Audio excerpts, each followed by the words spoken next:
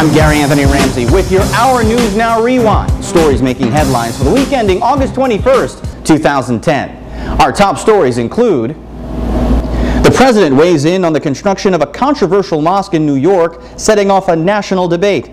A South Carolina mother is charged with killing her 2 toddlers and then covering it up. An HIV-positive German pop star admits to having unprotected sex with several men. Dr. Laura Schlesinger says she will retire from radio after her N-word rant last week. And the youngest member of the Gap Band passes away. Our top story.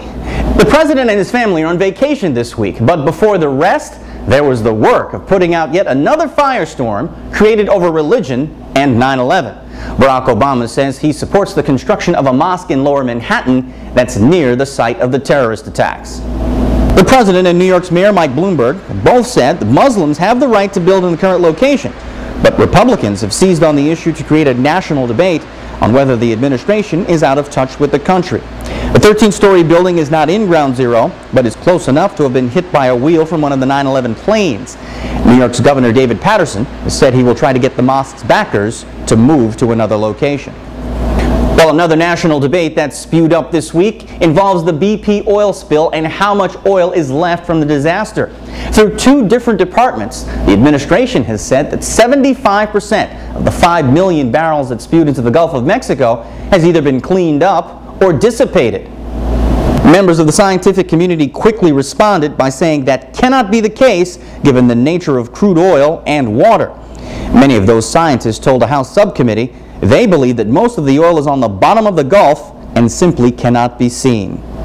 A South Carolina mother has been charged with killing her 2 children and then trying to fake their deaths in a car accident.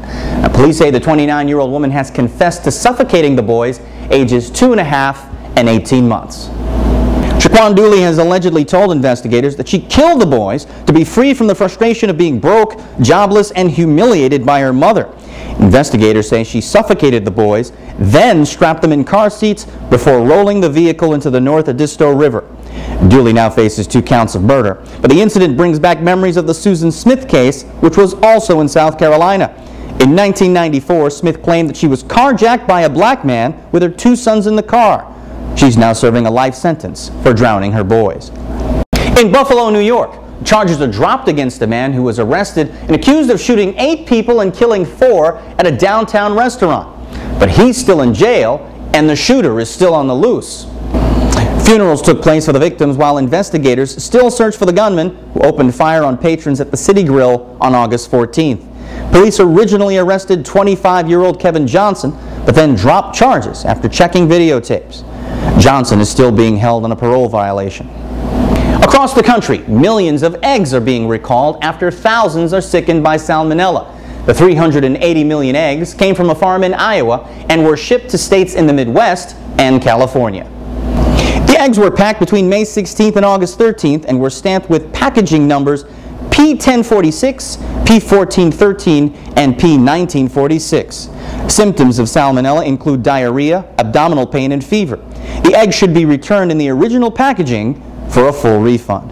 The first family is enjoying its breakfasts on Martha's Vineyard for 10 days as the Obamas are on vacation. They arrived in Massachusetts on Thursday and are staying at the Blue Heron Farm in Chilmark. Last year, their stay there was interrupted by the death of Senator Ted Kennedy. In California, same-sex couples will have to wait at least another week to find out if they can legally marry. A federal ruling that struck down Proposition 8, a ban on gay marriage, has to clear an appeal procedure. Thousands of couples gathered at courthouses across the state in anticipation of getting married. Governor Arnold Schwarzenegger and Attorney General Jerry Brown have both said that they will not push to reinstate Prop 8. A federal appeals court is expected to take up the matter in December. In your Our News Now World Wrap, after 7.5 years and the loss of more than 4,400 U.S. lives, the last combat battalion has left Iraq. The 4th Stryker Brigade crossed back into Kuwait well ahead of President Obama's promise of ending combat operations by August 31st. But 50,000 armed advisors will remain in Iraq to provide support to Iraqi security forces, and Special Forces troops will remain on the ground to hunt terrorists. Human rights organizations estimate that more than 500,000 civilians have died since the U.S.-led invasion in 2003. To date, not one weapon of mass destruction was ever found. In Germany, an HIV-positive pop star is charged with grievous bodily harm after she admits to having unprotected sex with several men without telling them about her condition. 28-year-old Nadia Bayanisa is accused of infecting one man and exposing two others. She was once a member of No Angels, one of Germany's biggest pop groups. In a statement, she claimed she kept her HIV status a secret because she thought it would hurt her career. Now, she says that she is, quote, sorry from my heart. She faces a sentence that ranges from 6 months to 10 years. A decision is expected by August 26th. In Haiti, the earthquake and poverty-stricken island had a new high-profile candidate for president last week, but he hasn't been seen much this week since alleged death threats have forced him to keep a low profile.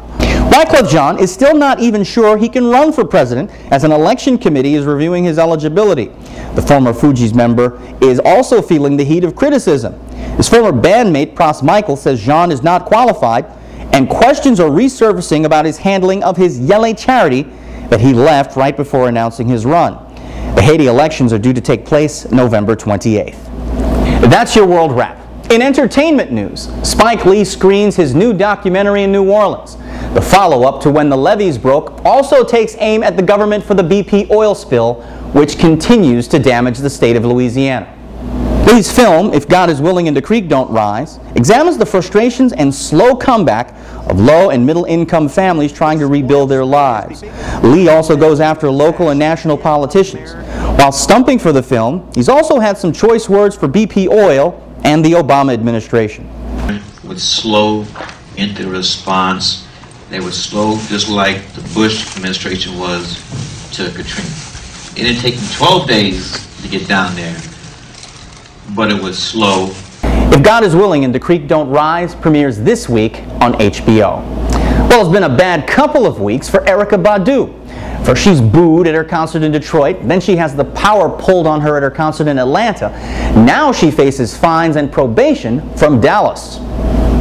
Back in March, Badu was charged with disorderly conduct after taking off her clothes in Dealey Plaza.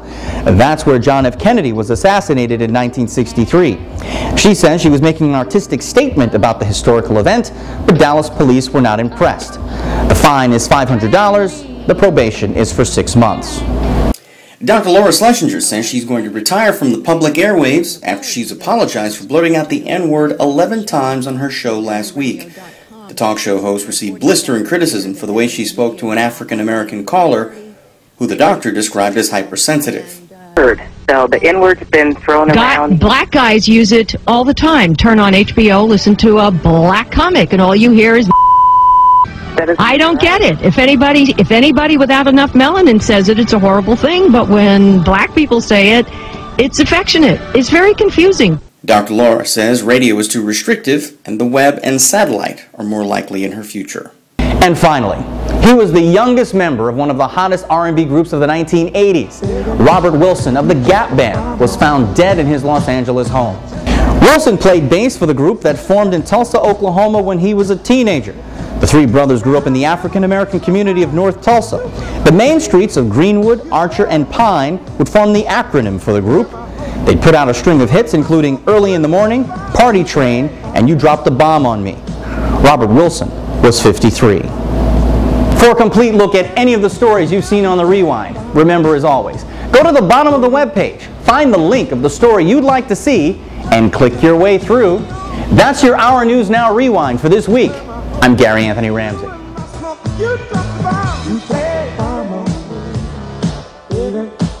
You